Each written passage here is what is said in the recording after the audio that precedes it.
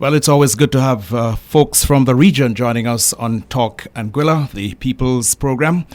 And we are delighted to have with us today two officials from the Caribbean Examination Council, CXC, with headquarters in Barbados. Mr. Glenroy Cumberbatch, the Registrar, and Mr. Cleveland Sam, the Assistant Registrar and Public Relations Officer. Gentlemen, I want to welcome you both to the program Talk Anguilla. Thank you. Thank you very much. Happy to be here. Let's start by asking the obvious question. How are things at the Caribbean Examination Council? Cleveland, as a public relations man, may be better to say that. But for me, these are exciting times. We are doing a shift in how we used to do business. So there are a lot of innovation going on at present.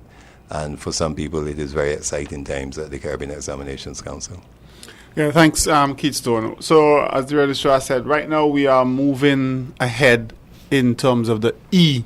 Everything now is at CXC is about E. For electronic, as some Anguillans may know, we have now formally been into e-marking for 3 years. And by the end of 2017, all of our subjects will be e-marked. So that's a major shift for us from the traditional paper-based marking and desk marking as we did for the last 30-something years.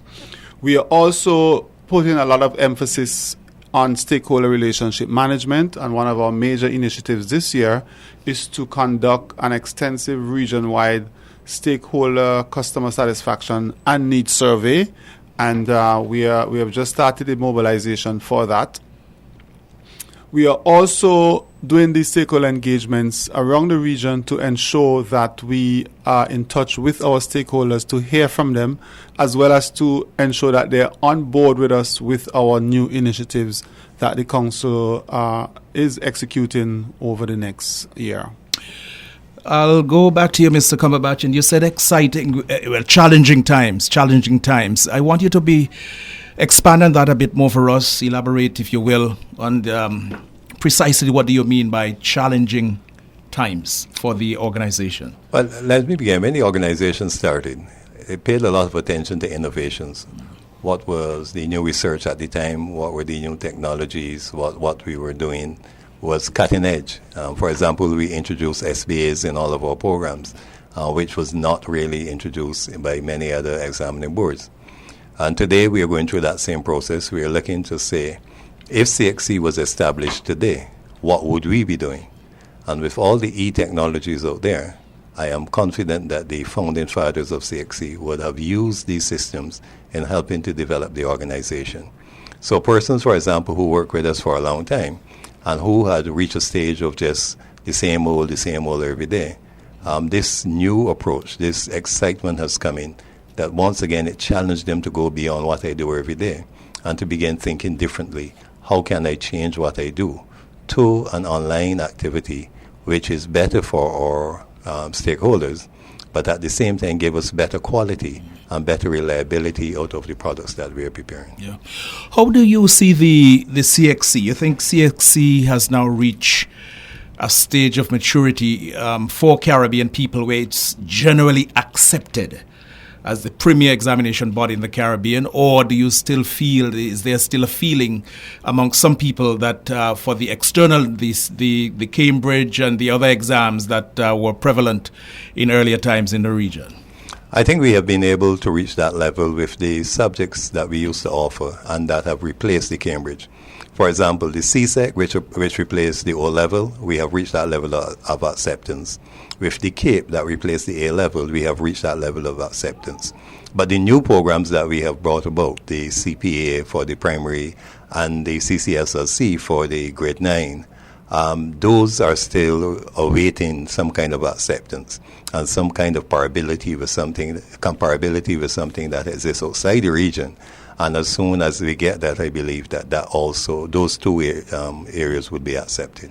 So you think there's a general buy-in from the people of the Caribbean for the CXC offerings? Yeah, there's a general buy-in across the region. Some have bought in so well that to get a job as a gas attendant, you have to get 5 CSECs now, including English and Maths. And we believe that there are other programs that can do that job equally as well for any occupation. the Caribbean vocational qualifications can be very useful in that also. And so we're trying also to encourage them. Yes, the CSEC is a good qualification, but the CVQs are suited to transition from education into work and maybe better suited for some of the job descriptions that you have out there and the job advertisements that you have. What about the entry requirements for Caribbean students who come through the CXC programs and having to migrate to distant lands, United States and Europe? How has this been working out for those students? Have there been any difficulties reported in terms of getting acceptance to colleges and universities in the States and in other parts of the world? Well, one case that I know of where some person had applied to an institution in the UK, but the non-acceptance was because of competition rather than of our qualifications. But generally across the region, our qualifications are accepted and are sought after. People universities try to find students who have CXC qualifications because they're very impressed with the programs and the abilities of those students. I visited some universities sometime back in the United States, and the Caribbean students who were there on these CXC's qualifications, the lowest grade they had was a B+ in all the university. And from every year, we have several universities coming down to the Caribbean to try to recruit Caribbean students for their universities. So I think those are measures that our students are doing well, and they're very well prepared for the next stage of their education at university. Yes, Cleveland. Yeah, I'll just add to what the registrar said. I think to answer your question, and this is always a pertinent question, regardless of the length of time the examination board has been in existence, and to say that the CSEC qualification, as the registrar said, is our flagship qualification and has been widely accepted since 1980s. In fact, we offered the first exam in 1979, and by 1980 we had received recognition from Accreditation in the United States, from the Joint Matriculation Board in the United Kingdom. So CSEC has been there, and generally, to answer your question specifically, when our students go to the United States, they need 5 CSEC subjects in order to enter to do a 4-year program. If they have the CAPE qualifications, they can reduce the number of years they spend in the 4-year program between 1 and 2 years. We have what we call articulation agreements with universities in some states in the United States. Some universities which do not do articulation agreements, we have gotten them to publish equivalency charts showing the credits and the exemptions that our students receive for the CAPE program. And to build on what the registrar said, our battle right now really is for the newer programs that have come on board, but we are prepared for that because our history shows us that when programs are new, there's always skepticism. Yeah, you mentioned battle. What sort of battle are we talking about here for the newer programs? Let's take, for example, as the registrar said, the CPEA or the CCSLC or the CVQ, which in examination terms are relatively new programs. The CCSLC was offered first in 2007. So we still have some countries in the region who have not adopted the CCSLC as a program that they're doing. The CPA, which Anguilla piloted and I would say was one of the front runners along with Grenada, we still have some countries in the region who have not accepted that. Why the non-acceptance, though, by some? There's a variety of reasons. Some countries have the national common entrance programs, and they think that those are good enough, and they do not want to shift to the CPA. And it's not mandatory. It's not mandatory. Nothing CXC does is mandatory. As an examination board, as an intergovernmental agency, we can recommend to government what to do. But at the end of the day, the government would have to decide what is in the best interest of their national imperative, yes? Yeah, that is good. And while we're on the CCSLC, there have been this feedback from some persons about this particular examination. In fact, why are students allowed to do these exams when they cannot even use it to get a job? That has been one of the points that has been raised by I know, for example, here in Anguilla, I've heard that coming from some of the parents in here on island saying, well, why the need? This seems like a waste of time, a waste of money. That's an excellent point, excellent question. A waste of effort. So registrar, you might want to go on this. No, fine, I can go on it because we see qualifications in the same light as we saw the O-level and the A-level, that there is an end product either of a job or in the A-levels case to go further in education. But there are qualifications that give you groundwork, that give you the Foundation. base, the foundation that you require in order to build to a higher level. And we also must bear in mind that people do move from one country and go to the other. So if you spend 3 years in a secondary school in Anguilla or someplace else, and then you leave, migrate to someplace else, you have nothing but the school records to take with you.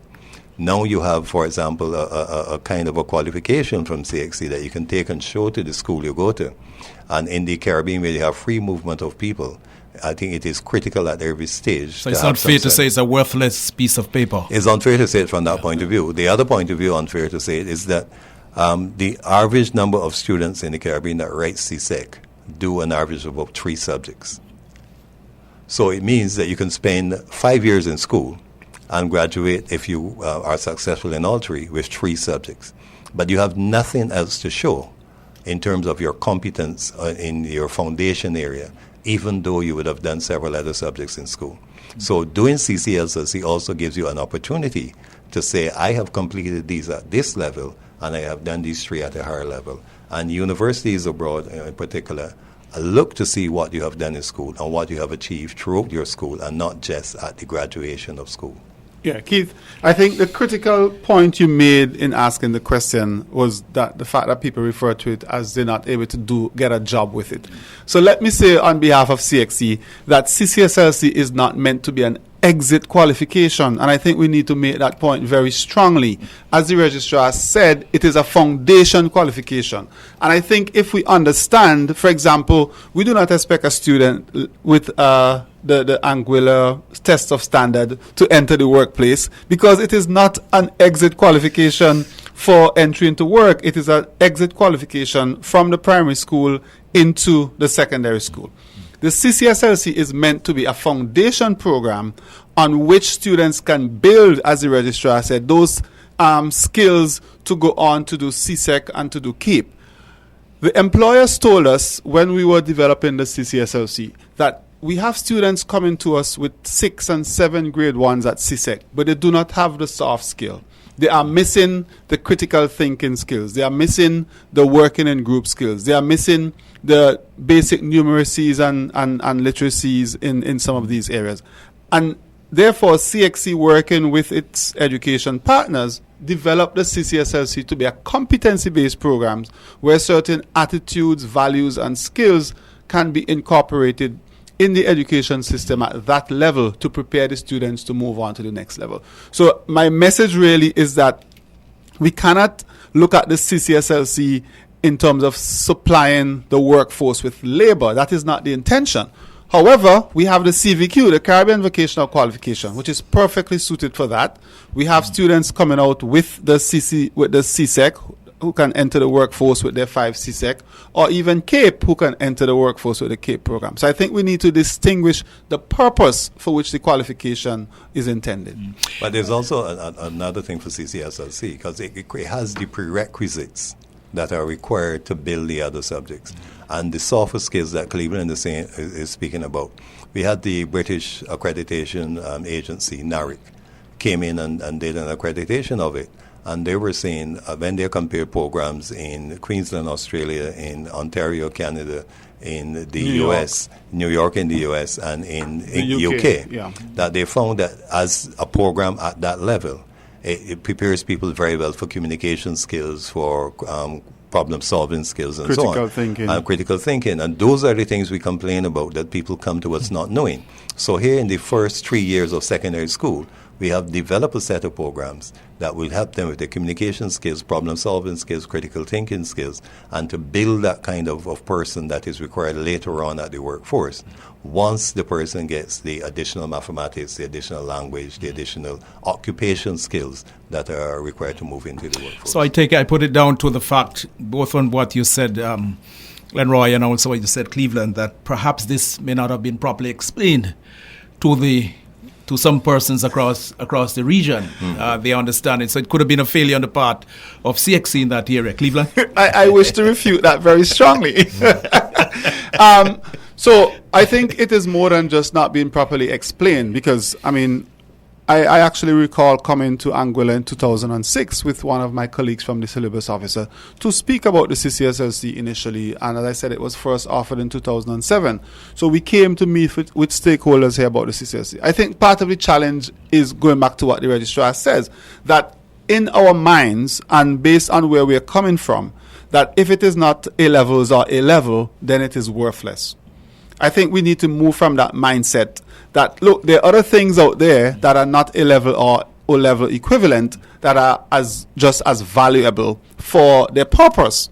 So the purpose of the CCSLC is for the foundation, not for the exit. And it leads me to another point. And I read an article just last week from the Prime Minister of St. Vincent and the Grenadines, Dr. Gonzalez, where he was critical of the offering of the UWI, and Yes. I'm sure the CXC is a product, and it leads, that's where you get the base to get into UWI, in terms of providing this sort of leadership. Yeah. And he was critical in that area that he's not seeing the kind that the leadership skills are not coming out. And he sees us as a failing of the UWI. Now, the CXC, as I said, is the base from which you do your exams to gain entrance into our premier university. So I would like to hear both of you comment on this, whether or not your thoughts on this particular comment from Prime Minister Gonzalez. Well, all of our programs from CPA right through provides a lot of group work, and in group work you have people who lead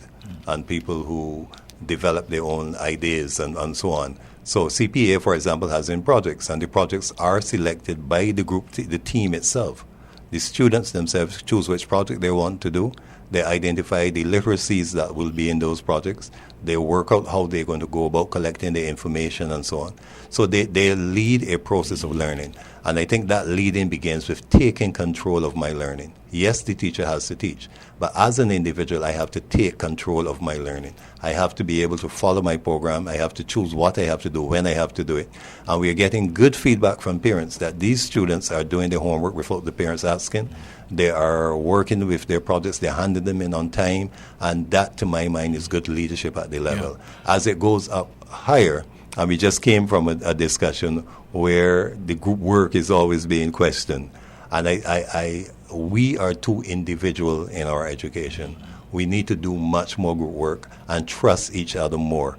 And let us bring the skills that we have to the fore so that every person contribute not on what I want him or her to contribute with, but contribute with the skill set and the knowledge and the interest that they have to build a better product for all of us working together. And just before I bring you, Cleveland, I sense what I was sensing from Prime Minister Gonzalez is that we're producing, and this is me just paraphrasing crudely, we're producing regurgitators as opposed to critical thinkers. Cleveland? Right. So first of all, let me say, obviously, Prime Minister Gonzalez is my Prime Minister as a citizen of St. Vincent and the Grenadines. And and his statement was made at a lecture for some Vincentian students. It's actually for one of the faculties there last week. And I read the article as well in one of the Barbados papers. So I think generally we have an issue of leadership in the Caribbean. I am convinced that it is not unique to UWI or the students coming out of UWI. Generally, I think we have an issue of leadership in the Caribbean where we seem not to be producing the type of leaders that we produced in the past. And we had a discussion today with some of our stakeholders where we were talking about students who want to express themselves but are not being encouraged to do that. And in some ways, our education system needs to be blamed for that. And I mean, I am not a spokesperson for UWI, but I don't think that we can put the blame squarely on the University of the West Indies because they come at the end of the spectrum. So it's like blaming the scale that weighs the cow type of thing. So I think we generally have a leadership issue. And I think if the education system looks critically at itself, then we can take some of the responsibility for trying to do that. But I also want to put a plug here for CXC, obviously, because the CCSLC program, if you look critically at the CCSLC program, actually has the potential to build leaders. In the CCSLC program, students do some amazing things where they have to take leadership roles.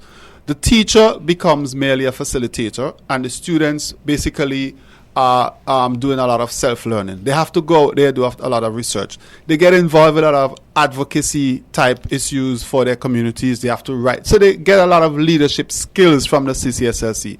And I really would like people to look critically at programs like the CCSLC rather than going to it from the perspective of this is not something that could take me into a job. But generally, we have a leadership issue in the Caribbean. Yeah. Just quickly, let me say something, because when many years ago at school, you used to have a form monitor, which used to be a leader. So immediately in your class, you had a monitor. You had school prefects, another opportunity to lead and to give direction and so on. You had your blue house, red house, and you had house captains. Student council. Students' council. You had all these different layers of person in school who practice leadership and learn to lead and get direction. Debating societies. All those kind of things. Scouts. I don't know how much of that happens within the school now. And then when you go to your community, you had other group again with people playing cricket and the captain of this team and so forth and so on. So I don't know if it is a university issue or if it is a CXC issue or if it is a practical exposure to leadership through various routes in the community and in the school where students get a chance to become leaders. Yeah. Another area of concern, and I want to raise this with you officials of the CXC, the changing of books.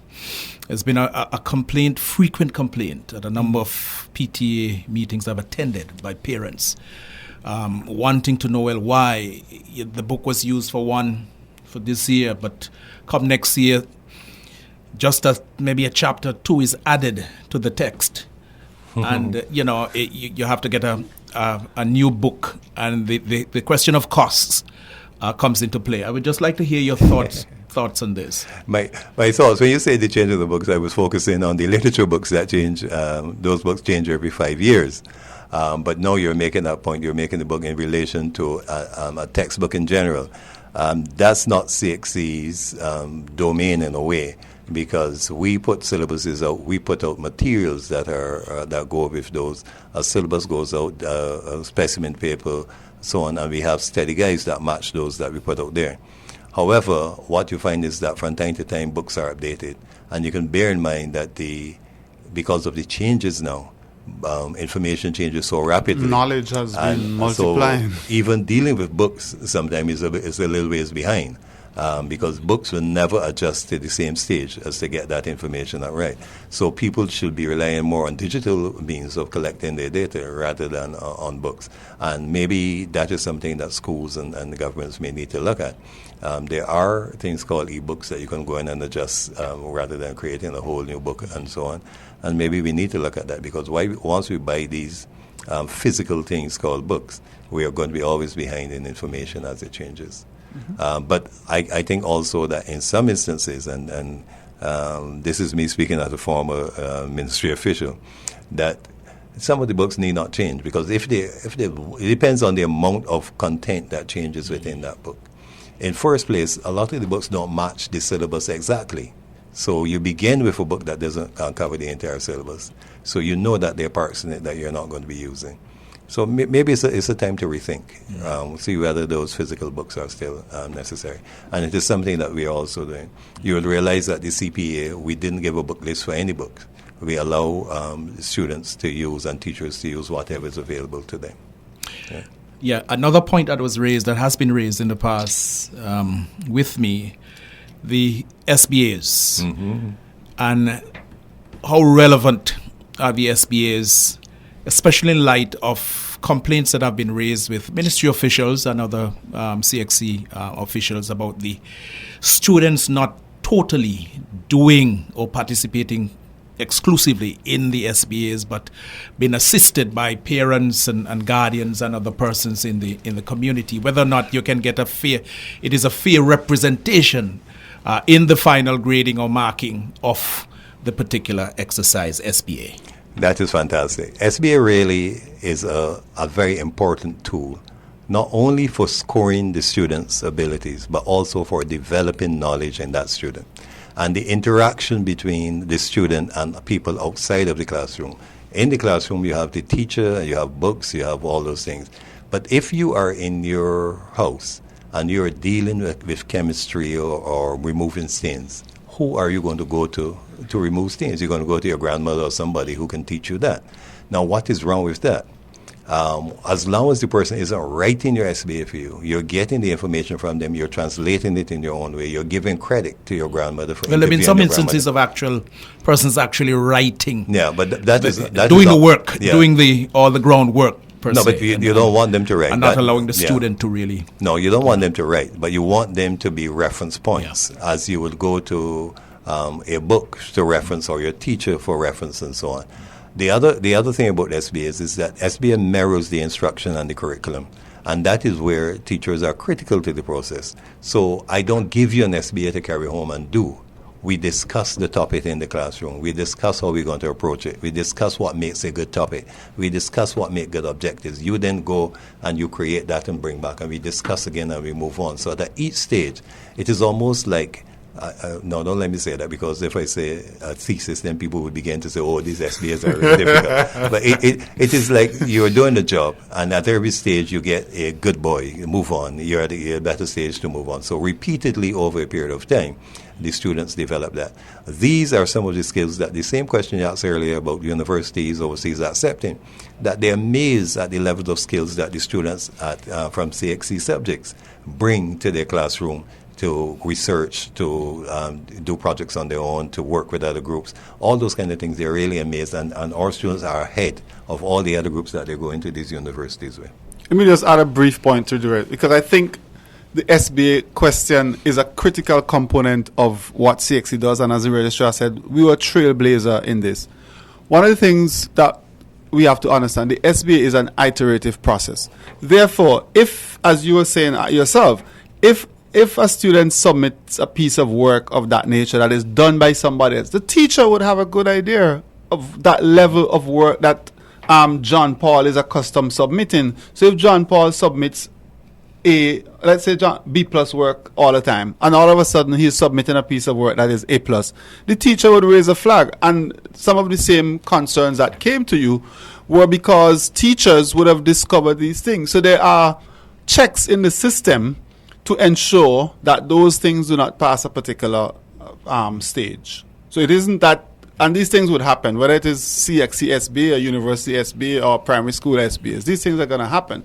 But there are checks and balances within the system to prevent them from getting to the stage where the student benefits from work that is not his or hers. But the reality is that if you've been exposed to anything, you're going to go away with something from it.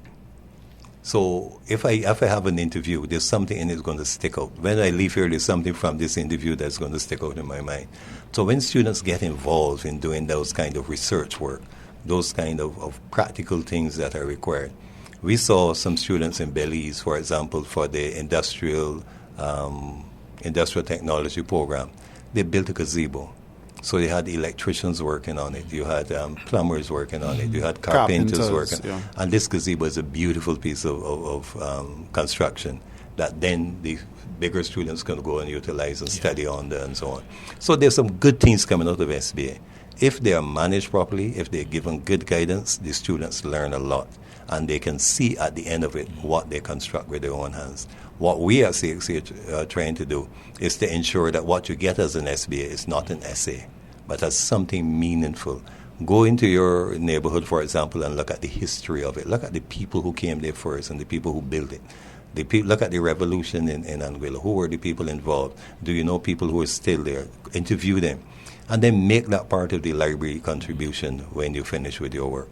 These are the kind of things that we really want to look at SBA, not only for a score, but long-lasting impact on the individual, on the school, and on the country where you come from.